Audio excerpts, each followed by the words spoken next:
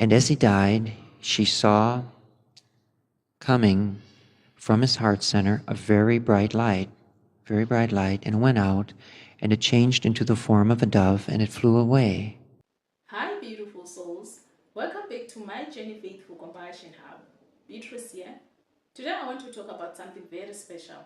Something most people don't understand or even believe it exists.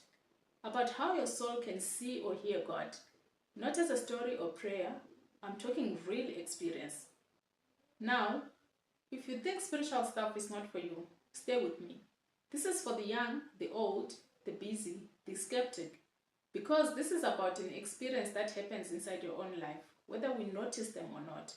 We live in a fast world that most people don't even have time to slow down and ask what life is really teaching them. Before I go further, I want to pause and address a question many people quietly have, especially when they see me reflecting on Harold's talks. People often ask, does Eckankar have a holy book like a Bible or Quran? What I've learned is this. Eckankar does not replace anyone's religion or holy book. There isn't a book you are told to believe in above all else. Eckankar does have spiritual books. One well-known one is the Shariat Ki Sukmat, but it's not treated like a holy Bible or a book that replaces other holy books. Maybe I should call it a sacred scripture book. Instead, they are spiritual books and talks from Sri Harold Klemp meant to guide you towards your own experience with God, not blind belief. The emphasis is not on what you read, but on what you experience as soul. Because there is no book, not even a sacred one, can replace a direct experience with the light and sound of God. Now I have to mention to those of you who are new, we're not just speaking about light and sound as some thing the way the light and sound are often spoken of as in church.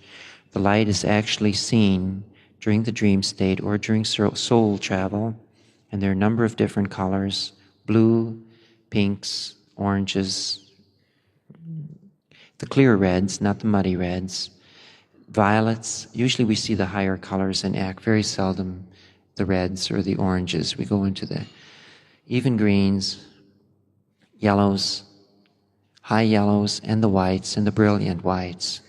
And this is the light of God coming and purifying soul. The other aspect, the sound, is the actual sound that an individual may hear. It may sound like a flute, like bees, like sparrows twittering. Oh, I'm trying to think of all the different things, like a wind, like a choir. It can sound like any of these things. This is the only way that the Holy Spirit, which we call the Ek, can be seen or heard by man. It doesn't come in a human voice.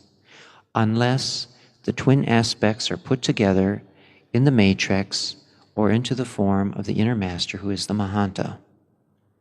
This is the only way. We don't go in for these etheric voices from the clouds, and the Lord spake unto me. We really don't go in for that.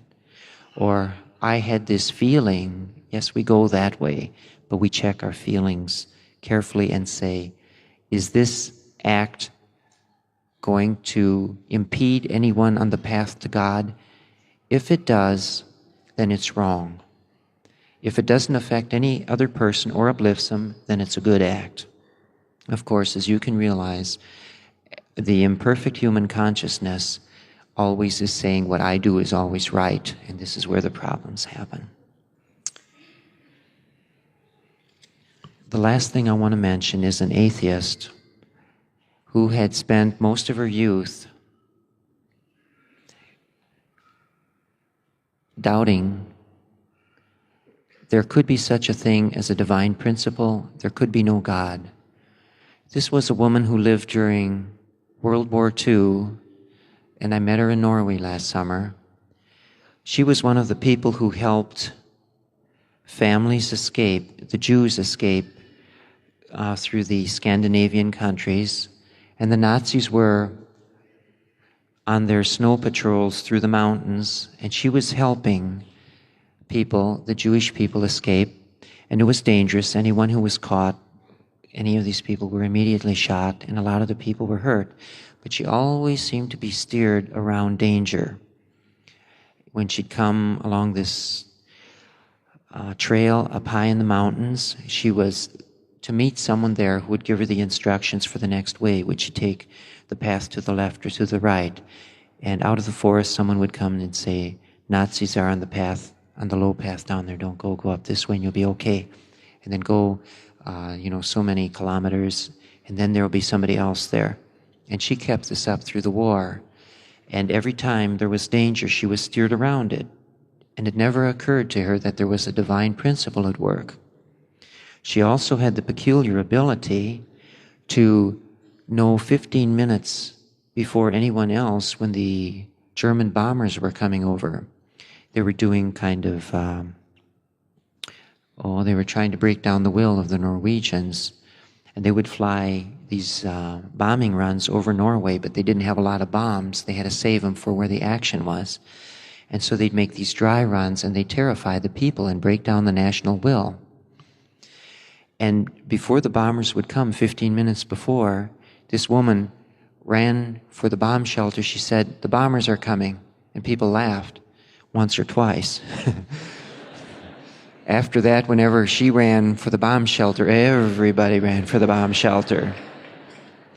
And ever so often, the bombers would drop a few bombs just to keep the people on the ground properly frightened. And she had this ability. She always had this help, and she never figured out where it was. It never occurred to her that soul, or that she was soul wearing a physical body or anything like this. Sometime years later, she got a call that her father was on his deathbed, and she traveled there and got to his side about an hour before he translated or died. Another way we use to say die is to say translate. And he wasn't able to talk anymore, but she sat there, and as he died, she saw coming from his heart center a very bright light, and it went out, and it changed into the form of a dove, and it flew away. And for the first time, she had seen that when this living thing left this body, which she had known as her father,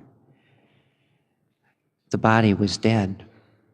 You may have heard people talk about the light and sound of God in churches, right? But in Eckankar, the light is not just a symbol. It's something you actually experience often in dreams or soul travel. It's not just one color. There are blues, violets, brilliant, high yellow, clear red. These colors reflect on a higher state of consciousness, moments where your soul is touched by the divine. Think of it like your phone screen lighting up in the dark. Only this is your soul being purified, quietly, smoothly, no drama. And yes, it works for everyone, no matter your age or background. Have you ever woken up from a dream and felt something different, like something has been lifted? That could have been the light. And then there's a sound again. It's not human voice. Harold has explained that the sound may come as a flute, birds, wind, all natural sounds of the world. Here is the key. Sound and light are guidance. They tell your soul you are not alone, you are safe, you are moving in the right direction. But there is a catch. The human mind is tricky. We often think what I do is always right. That's where the problem creeps in. The light and sound guide us, but we ignore them, or we just rely on ego. We miss the help already offered. Wow. The incredible story for the atheist woman who was guided through danger before she even believed in anything divine. She didn't even pray, she didn't chant, she didn't meditate. She didn't even know what the light and sound were. Yet and still her soul was being steered moment by moment. Think about that. Sometimes in life help comes before we even ask for it. Protection, guidance, even small nudges to help us make the right choices. They're already there working quietly in the background. And here is the lesson maybe for all of us. You don't have to figure everything with your mind. You don't have to understand or believe yet. Openness and awareness are enough.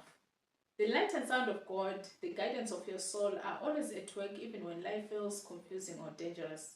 It also reminds us to trust our inner guidance, to pause and ask, is this action loving? Does it uplift myself and others? This question alone can help us align with our soul's direction. I have something special to share to those who want to experience this teaching in person.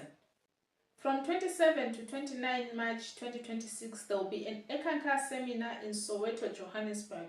It's open to everyone, the young, the old, the curious, the experienced, or anyone who wants to explore the light and sound of God and want to connect with the soul's guidance directly. This is a chance to see, to hear, or feel these experiences in a supportive community. So take a moment after today's video to reflect, where in your life might your soul already be guiding you? The invitation is open to all, no matter where you are on your spiritual journey. If this resonated with you, please like, share, and subscribe. Let's explore this journey together. I love you all. May the blessings be.